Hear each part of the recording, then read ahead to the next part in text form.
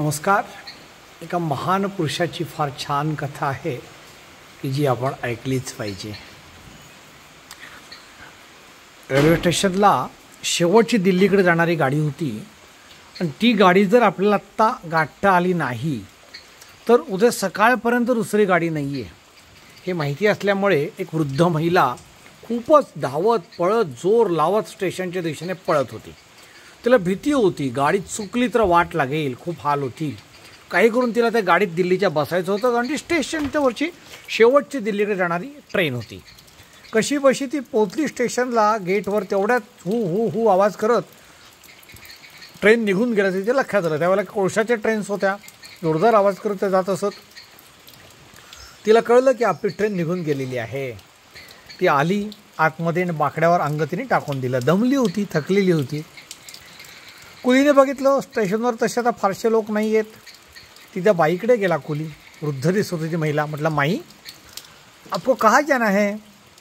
ये तो last train थी, मुझे दिल्ली जाना है. ती म्हटली, अच्छा आता सकाळशिवाय तुम्हाला ट्रेन नाही जायला इथून, काय करणार तुम्ही? परत 2-4 मिनटं इकडे तिकडे गेली. परत कुली तिच्याजवळ आला. वयस्कर बाई दिसत होती, चेहऱ्यावर तिच्या तेज होतं. म्हटलं, काही काळजी करू नका माई, तुम्ही एक काम करा, मी तुम्हाला जे प्रतीक्षालय आहे आमचं वेटिंग रूम आहे तिथे स्वच्छ करून तुम्हाला मी बेड देतो, बिछाना देतो, त्याच्यावर तुम्ही आराम करा. कारण काय आता करणार, सकाळशिवाय गाडी नाही आहे, तुमचं गाव लांब असेल, घर लांब असेल, कुठे राहणार तुम्ही रात्रीच्या आता? ती म्हटली ठीक आहे. सहज म्हणून कुलीने विचारलं की मला एक सांगा, तुमचा मुलगा कुठे असतो? तुम्ही कुणाकडे चाललाय आता? म्हणजे दिल्लीला माझ्या मुलाकडे चालले. पण मुलग्याचं मला नाव सांगता का, की काय करतो तो मुलगा? माझा मुलगा म्हटली रेल्वेत नोकरीला आहे. अच्छा रेल्वेत आहे? बरं. कुलीला इंटरेस्ट वाटला. जर रेल्वेत आहे तर आपल्याच डिपार्टमेंटला आहे, मला सांगा त्याचं नाव, मी प्रयत्न करतो तार करून त्याला खुशाली कळवताळी तुमची. तर त्याला सांगतो आम्ही सकाळपर्यंत तुला इथे ठेवतो. हे बोलल्यानंतर ती म्हटली माझ्या मुलाचं नाव आहे लाल. अच्छा मी त्याला लाल म्हणते, पण सगळेजण त्याला लाल बहादूर शास्त्री असं म्हणतात. अरे हे तो बोलल्यानंतर त्या कुलीच्या पायाखालची जमीन जणू सरकली. काय सांगताय काय? हो माझा मुलगा लाल, लालची मी आई आहे. अरे तुमचा मुलगा कधी बोलला नाही तुम्हाला रेल्वेत ते काय नोकरी करतो म्हणून? तो मुलगा मला म्हणाला की तू रेल्वेत नोकरी करतो, छोट्याशा पोस्टवर आहे का म्हणून. हे ऐकल्यानंतर कुली तिथं थांबलाच नाही. तो धावत धावत रेल्वे स्टेशनच्या केबिनमध्ये गेला. स्टेशन मास्टरला त्याने सॅल्यूट पण नाही ठोकला. म्हटला मास्टर जी बहुत बड़ी गड़बड़ हुई है. क्या हुआ है, क्या हो गया, क्यों गडबड कर रहे हो? मास्टर जी त्यांनी सांगितलं स्वतः आपल्या रेल्वे मंत्र्यांची आई लाल बहादूर शास्त्रीजींची आई बाकड्यावर बसलेली आहे. अरे बाप रे. स्टेशन मास्टर आश्चर्यचकित झाले. तो जमाना तारांचा होता. त्याने खणाखण तारा केल्या. बनारस शहरामधल्या रेल्वे स्टेशनवरची गोष्ट आहे. ते बनारस स्टेशन छोटं होतं. त्यांनी एक पोलीस प्रमुखाला तार केली, कलेक्टरला तार केली आणि बनारसमध्ये इथून जवळच रेल्वेचं सुद्धा पोलीसवाल्याची सुद्धा एक शाखा होती, त्यांनाही फोन केला.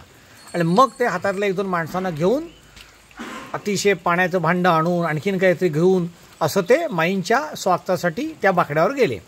त्यांनी माईला नमस्कार केला. म्हटलं माई नमस्कार करतो मी, तुम्हाला तुमच्या मुलाने कधी सांगितलं नाही का तर कुठल्या पोस्टवर आहे ते? माई म्हटली मला नाही माहिती, तो म्हटला मी रेल्वेमध्ये काम करतो म्हणून. माई तुमचा मुलगा भारताच्या अख्ख्या रेल्वेचा मुख्य आहे. माझ्यासारखे लाखो लोक त्याच्या हाताखाली काम करत आहेत. किती मोठं पद आहे त्याचं, अख्खा देश त्यांना मानतो.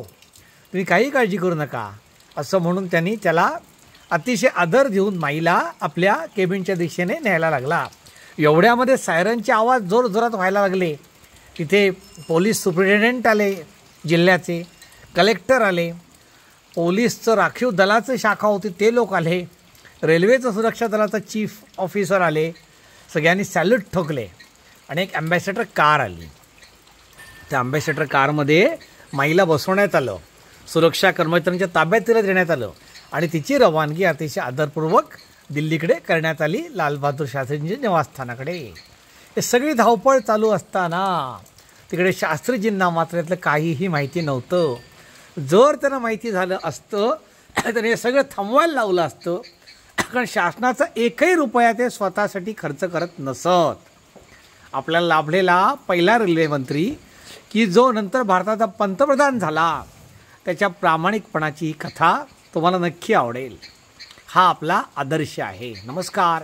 शेठ गोशाळा, शेठ कोकण विश्व, रत्नागिरी मंडणगडमधून मी सचिन शेठ.